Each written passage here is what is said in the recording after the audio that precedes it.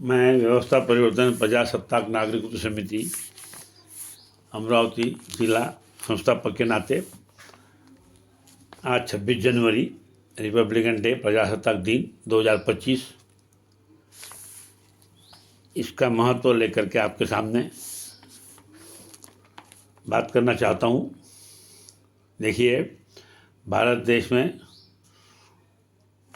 आज का दिन मनाया जा रहा है। दुख इस बात का है, बड़े अफसोस के साथ कहना पड़ता है, इस दिन को बनाए रखने की जवाबदारी देश के आम जनता के ऊपर है और उनके माध्यम से हमारे देश में इस प्रकार की न्याय व्यवस्था निर्माण कर व उसको कायम रखने की जवाबदारी भी आम नागरिकों पर निर्भर है। जो कि देश में बरकरार न्याय व्यवस्था आम नागरिकों को बहाल किए गए संवैधानिक अधिकारों पर आँच नहीं आने देगी, इसका ध्यान भी आम नागरिकों को रखना है और ऐसी न्याय व्यवस्था की रक्षा भी हमें करना है। परंतु देश में हम लोग विभिन्न जाति धर्म पार्टी के नाम पर न्याय व्यवस्था को जिंदा रखने की बजाय ऐसी सत्ता व्यवस्था को जन्म दे रहे हैं जो न्याय व्यवस्था अपने कब्जे में रख रहे हैं और रखना चाहते हैं। ऐसी सत्ता व्यवस्था आ रही है जो न्याय व्यवस्था को अपने कब्जे में रखे और जिसके प्रति हम लोग बिल्कुल जागरूक नहीं हैं। 26 जनवरी रिपब्लिकन प्रजासत्ताक का महत्व सिर्फ औपचारिकता बनकर रह गया है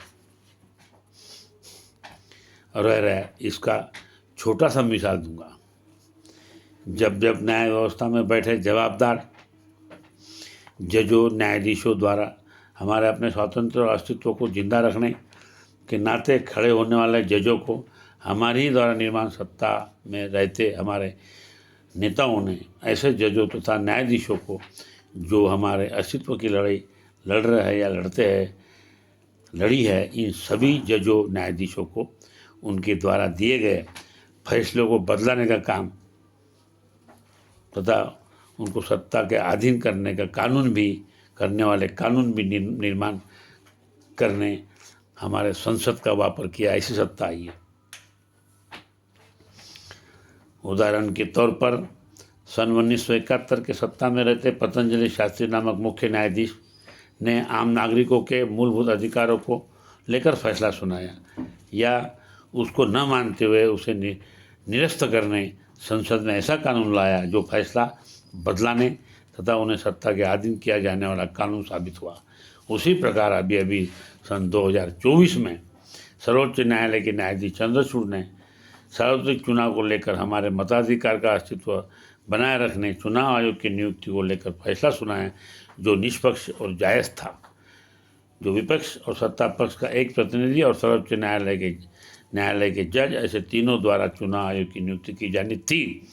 परंतु उसमें भी सत्ता पक्ष द्वारा हेराफेरी करने वाला कानून संसद में लाकर उन्हें हटाया गया, जिससे तानाशाही और जबरी से हमारे मताधिकार पर